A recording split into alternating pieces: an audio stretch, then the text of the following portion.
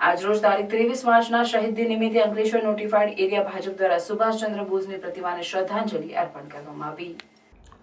તારીખ 23 માર્ચ શહીદ દિન નિમિત્તે ઠેર ઠેર કાર્યક્રમોનું આયોજન કરવામાં આવ્યું હતું। ત્યારે અંકલેશ્વરમાં notified area Bharatiya Janata party દ્વારા પણ કાર્યક્રમ યોજાયો હતો। Notified area Bharatiya Janata party દ્વારા જીઆઈડીસીમાં આવેલ સુભાષચંદ્ર બોઝની પ્રતિમાને ફૂલહાર કરી શ્રદ્ધાસુમન અર્પણ કરવામાં આવ્યા હતા। આ પ્રસંગે નોટિફાઈડ એરિયા ભારતીય જનતા પાર્ટીના પ્રમુખ જય તિરૈયા, પૂર્વ પ્રમુખ જશુ ચૌધરી સહિત ભાજપના આગેવાનો અને કાર્યકરો ઉપસ્થિત રહ્યા હતા।